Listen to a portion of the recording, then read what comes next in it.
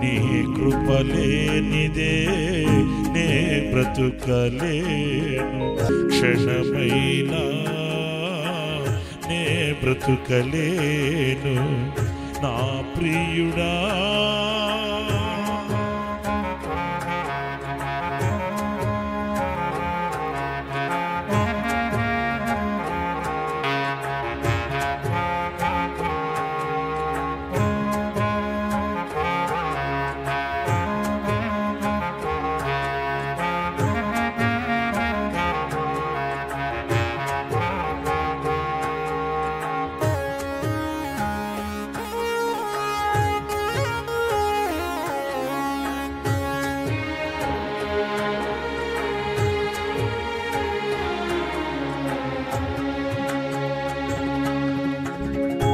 సర్వోన్నతుడా సర్వకృపానిధి, సర్వ సంపదలు నీలోని ఉన్నవి.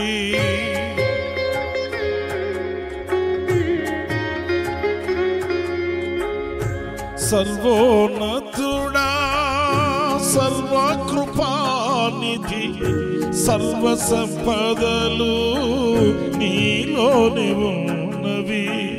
నీవు నా పక్షమై నిలచి ఉన్నావు, నీవు నా పక్షమై నిలచి ఉన్నావు నా ప్రియుడా యేసయ్యా. నీ కృపలేనిదే నే బ్రతుకలేను, క్షణమైనా నే బ్రతుకలేను నా ప్రియుడా.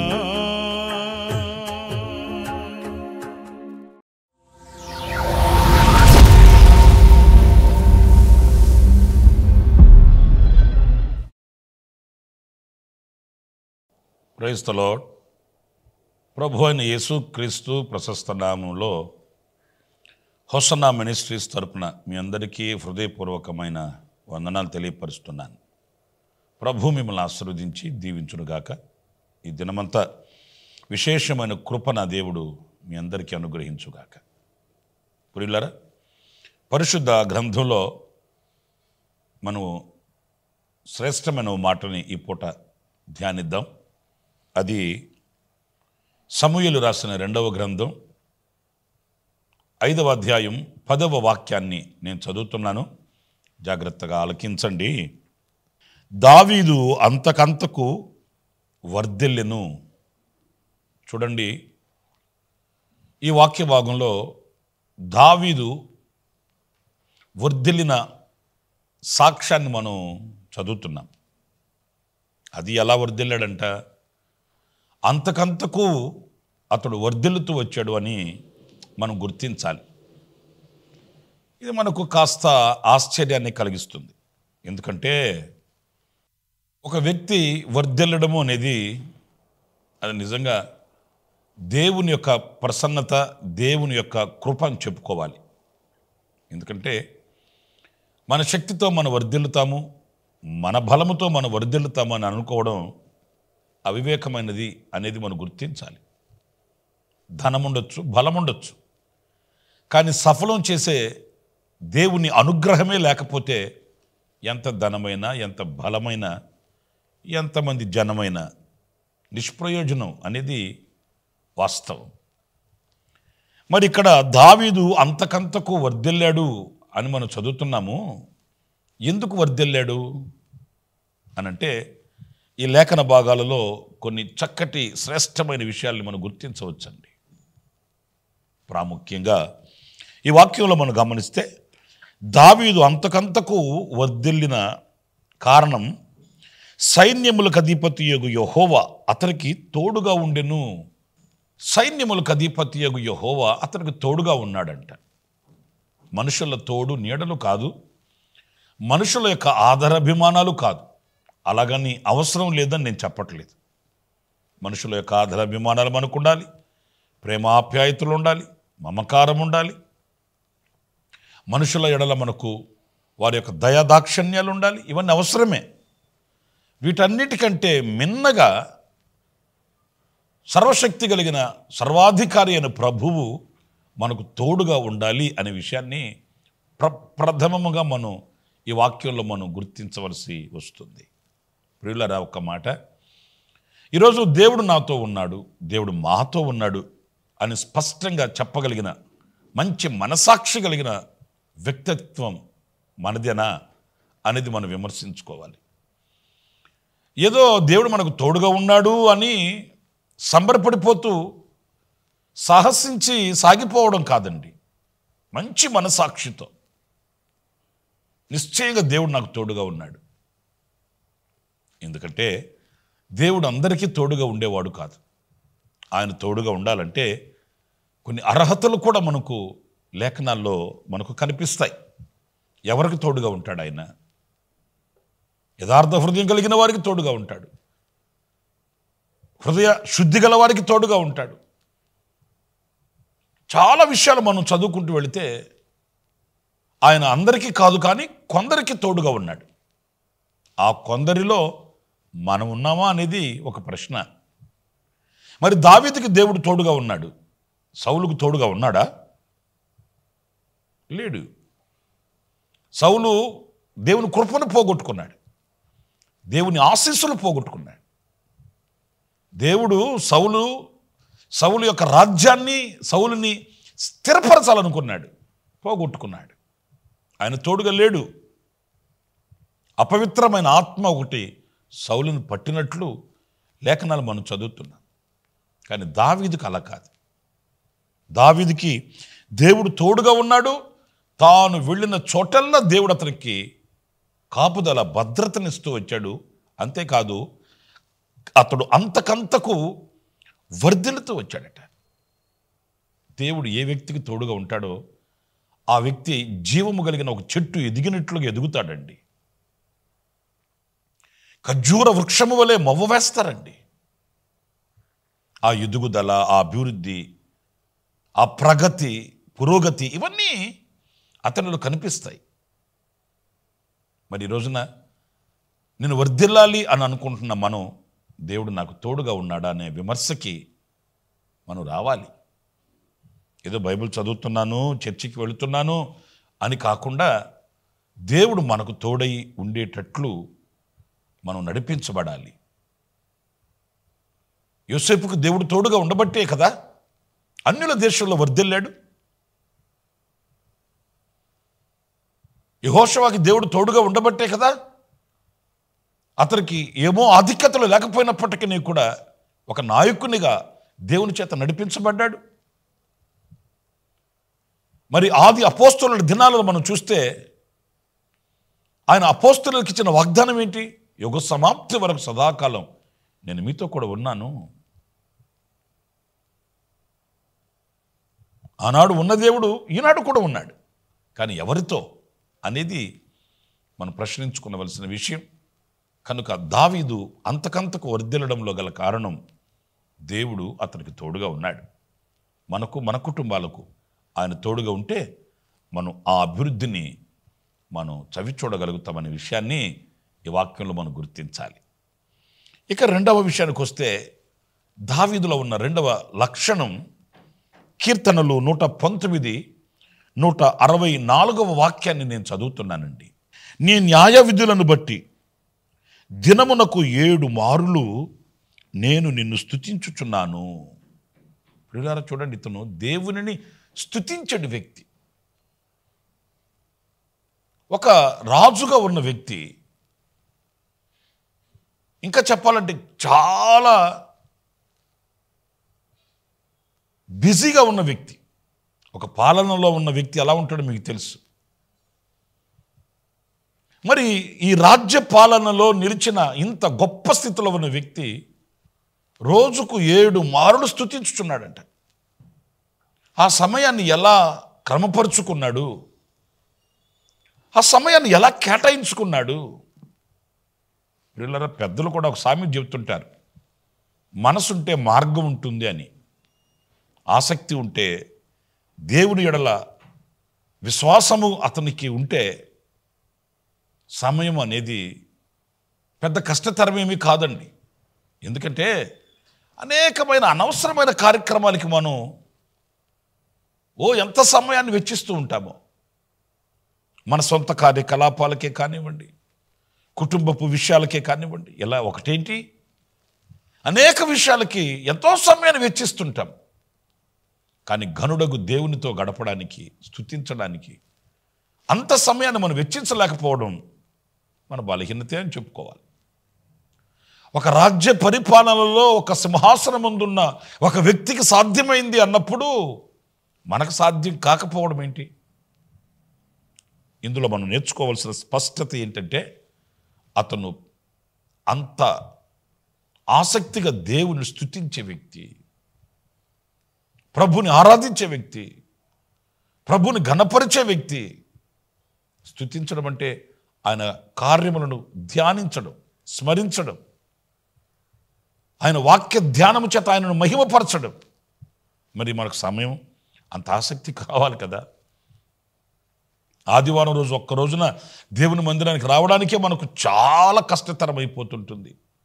ఎందుకంటే మనకి ఎన్నో కార్యక్రమాలు, దావీదుకి ఏ కార్యక్రమాలు లేక ఖాళీగా కూర్చొనుండి, దావీదుకి ఏ పని చేయాలో అర్థం కాక ఖాళీగా ఉన్నందువలన 7 మార్లు స్తుతించుంటాడు. మనకంటే చాలా బిజీ కదా, మనం చాలా చాలా కార్యక్రమాల్లో ఉంటాం కదా, అందుకే మనకు సాధ్యం కావట్లేదు. ప్రియులారా, దేవునికి మించింది మరొకటి లేదు. మనం పని బాటలు చేసుకోవచ్చు, మనకున్న కర్తవ్యాలు నెరవేర్చవచ్చు, కానీ ప్రభువుని స్తుతించే విషయంలో వెనకంజ వేయకూడదు, వెనకాడకూడదు. ప్రతి సమయాన దేవుని వాక్య జ్ఞాపకం వచ్చిన ప్రతి వేళ, ప్రతి క్షణాన మనం ఆయన స్తుతించాలి, ఆరాధించాలి, ఘనపరచాలి. మన హృదయంలో నిత్యము ఆయనను గురించిన ధ్యానం నిలిచి ఉండాలి అనేది మనం నేర్చుకోవలసిన చక్కటి విషయం. మరొక అనుభవానికి కూడా నేను దావీదు యొక్క చరిత్రలో నేను గమనిస్తే, ఈ దావీదులో మరొక విషయం, కీర్తనల గ్రంథం 34వ కీర్తన 4వ చరణంలో చదివినప్పుడు, నేను యెహోవా యొద్ద విచారణ చేయగా ఆయన నాకు ఉత్తరం ఇచ్చెను. దావీదులో మరొక లక్షణం, ఇతడు యెహోవా యొద్ద విచారణ చేసే వ్యక్తి అంటండి. ఏదైనా ఆలోచన కావాలనుకున్నప్పుడు వాస్తవంగా మనం ఏం చేస్తాం? మనకు ఆప్తులైన వాళ్ళు, ఆత్మీయులైన వాళ్ళు, స్నేహితులైన వాళ్ళు, శ్రేయోభిలాషులు మనకు కొద్దివేంటి, ఇక వాళ్ళని వీళ్ళని అడుగుతాము, వాళ్ళ దగ్గర సలహాలు తీసుకుంటాము, తద్వారా ఏదో సాధించాలని సాహసించి ముందుకు వెళుతుంటాం. కానీ ఈరోజు మనలో ఎంతమంది చిన్న ఆలోచన, పెద్ద ఆలోచన చిన్న దేవుని దగ్గరికి వెళ్ళి విచారణ చేసి ఆయన్ని ఆలోచన, ప్రభువా ఈ ఆలోచన నాకు కావాలి అని ఎంతమంది ధారాళంగా అడగగలుగుతున్నారు, పొందుకోగలుగుతున్నారు? యెహోవా యొద్ద విచారణ చేయగలిగిన మనస్సు మనకు ఉంటుందా? ఈ విషయంలో నేను ప్రార్థన చేయాలి, ఈ విషయంలో నేను ప్రభువుని అడగాలి.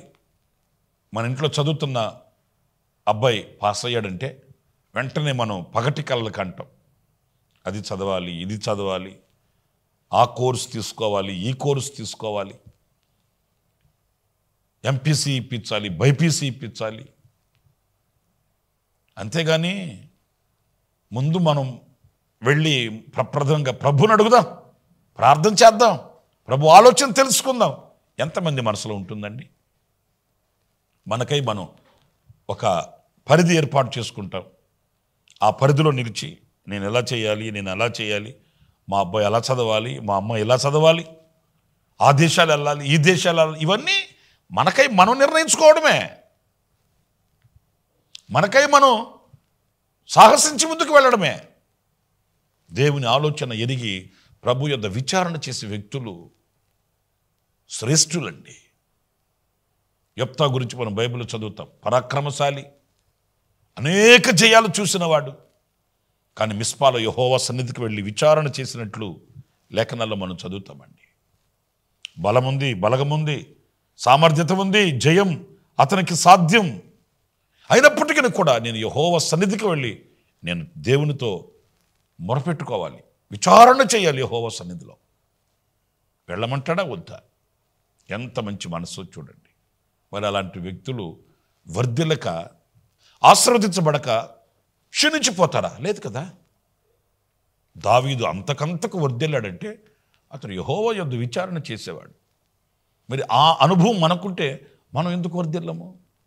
దేవుని దగ్గర ఆలోచన తీసుకుంటే ఆ ఆలోచన మనకు అపజయంగా మార్చబడుతుందా? ఆ ఆలోచన మనకు కష్టంగా ఉంటుందా? లేదు. గొప్ప జయాన్ని ఇస్తుంది. దేవుని ఆలోచన ఎప్పుడు కూడా జయమే ఇస్తుంది.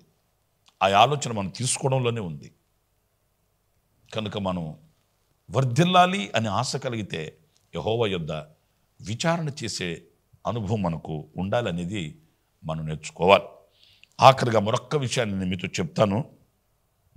అపోస్తుల కార్యాల గ్రంథంలో 13వ అధ్యాయం 22వ వాక్యంలోని మాటలు నేను చదువుతున్నానండి. దావీదును వారికి రాజుగా ఏర్పరచెను, మరియు ఆయన, నేను యెషై కుమారుడైన దావీదును కనుగొంటిని, అతడు నా ఇష్టానుసారుడైన మనుష్యుడు. ప్రియులారా చూడండి, దావీదు దేవుని ఇష్టానుసారుడైన మనుషుడంట. దేవుడికి ఇష్టమైన వ్యక్తి అండి.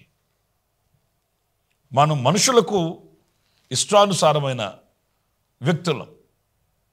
మనల్ని ప్రేమించే వాళ్ళు ఉంటారు, పొగిడే వాళ్ళు ఉంటారు, గణపరిచే వాళ్ళు ఉంటారు. మనకు మనుషుల యొక్క మన్ననలు ఉన్నాయి, మనుషుల యొక్క మన్ననలు ఉన్నాయి. కానీ దేవుని యొక్క మన్నన మనకుందా? దేవునికి ఇష్టకరమైన వ్యక్తులుగా మనం నడిపించబడుతున్నామా? దేవునికి ప్రీతికరమైన వ్యక్తిత్వాన్ని కలిగి ఉన్నామా? ఇవన్నీ మనలో మనం వేసుకోవలసిన ప్రశ్నలు కాదా?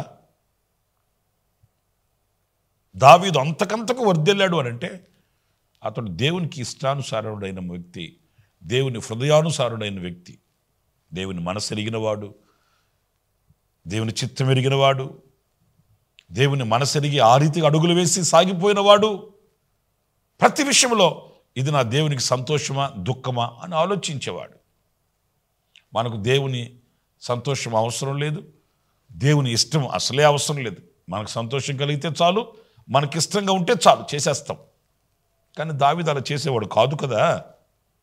ఏ పని చేయాలనుకున్నా ఇది నా దేవుడు ఇష్టపడే పనేనా, ఇది నా దేవుడు సంతోషించే పనేనా అని ఆలోచించి దేవునికి ఇష్టమైన వాటిని చేయడానికి పూనుకొనిన భక్తుడు గనుక అతడు వర్ధిల్లాడు. నా ప్రియమైన సహోదరులారా, మన ఎదుట ఉన్న ప్రతిదీ కూడా మనం చేయదగిన వారం కాదు. మనం దేవుని చిత్తాన్ని, దేవుని ఆలోచనని, దేవుని సంతోషాన్ని గుర్తించవలసిన వారం మనం. అప్పుడే మనం వర్ధిల్లుతాం. చదవాలన్నా, వ్యాపారం ప్రారంభించాలన్నా, ఏ పనైనా సాహసించి ముందుకు వెళ్ళాలన్నా, కట్టాలన్నా, లేకపోతే ఏదైనా ఏర్పాటు చేయాలి అని అనుకున్న అన్నింటిలో కూడా దేవుని యొక్క ఇష్టాన్ని తెలుసుకొని ఆయనకి ఇష్టాన్ని కలిగిస్తే ఆయనకి సంతోషాన్ని పుట్టించిన వ్యక్తుల్ని ఆయన వర్ధిల్ల చేస్తాడు, దీవిస్తాడు. అలాగ మనం కూడా దావీదు వలె ఇలాంటి సుగుణములను కలిగి ఉండడానికి తీర్మానం చేసుకుందాం. మీకు నేను దావీదు వర్ధిల్లడంలో కారణాలు: 1, అతడు దేవుని తోడు కలిగిన వాడు. 2, యెహోవాను 7 మారులు స్తుతించని వ్యక్తి, ఆసక్తి కలిగి ప్రభువును స్తుతించిన వ్యక్తి. 3, యెహోవా యొద్ద విచారణ చేసిన వ్యక్తి. 4, దేవునికి ఇష్టడైన వ్యక్తి అనేది 4 విషయాలు నేను మీతో చెప్తూ వచ్చాను. ఈ విషయంలో మనం సరిపోల్చుకొని తీర్మానం చేసుకుందాం. నిశ్చయముగా మనల్ని కూడా ఆయన వర్ధిల్ల చేయుగాక. తలలు వంచండి, చిన్న ప్రార్థన చేస్తాను. జీవాధిపతి అయిన ప్రభువా, మీకు వందనాలు చెల్లిస్తున్నాను. నైనా నేటి వరకు మీ కృపచేత సజీవుల దేశంలో మమ్మల్ని సజీవులుగా మీరు ఉంచినందుకు, సజీవుడైన మిమ్మల్ని స్తుతించే భాగ్యం ఇచ్చినందుకు నీకు స్తోత్రాలు చెల్లిస్తున్నాను. ఆనాడు మా పితరుడైన దావీదు అంతకంతకు వర్ధిల్లును అని మేము చదువుతున్నాం. ఈనాడు ఆ భక్తుని మాదిరిగా ఉంచుకొని మేము నేర్చుకోవలసిన పాఠం ఏంటో లేఖన సత్యంలో నుంచి మేము కొన్నిటిని ధ్యానిస్తూ వచ్చాం. నాయనా, ఆ రీతిగా మేము కూడా ఇలాంటి సుగుణములను అలవర్చుకొని మీ చేత మేము దీవించబడిన వారమై వర్ధిల్లుటకు సహాయం చేయండి. ఈ ప్రార్థనలో ఏకీభవించిన ఒక్కొక్కరిని మీరు వృద్ధి చేయమని వేడుకొనుచున్నాను, ఆశీర్వదించమని వేడుకొనుచున్నాను. నాయనా, నీ తోడు కలిగి మిమ్మల్ని స్తుతించగలిగి మీ యొద్ద విచారణ చేయగలిగి మీకు ఇష్టలమై మేము వర్ధిల్లుటకు కృపను అనుగ్రహించమని మమ్మల్ని ఒక్కొక్కరిని మీ చేతులు సమర్పించుకుంటూ యేసు నామములో ప్రార్థించి వేడుకొనుచున్నాను తండ్రి. ఆమేన్, ఆమేన్. ప్రభు మిమ్మల్ని ఆశీర్వదించి దీవించుగాక. ఈ దినమంతా విశేషమైన కృప నా దేవుడు మీ అందరికీ అనుగ్రహించుగాక. ఆమేన్. ప్రతి దినము ఈ అనుదిన కృపాను సందేశాల కొరకు ఇంకా మరిన్ని ఆత్మ సంబంధమైన సందేశాల కొరకు ఈ మా యూట్యూబ్ ఛానల్ ని సబ్స్క్రైబ్ చేసుకోండి. Pastor Ramesh, Kosanna ministries.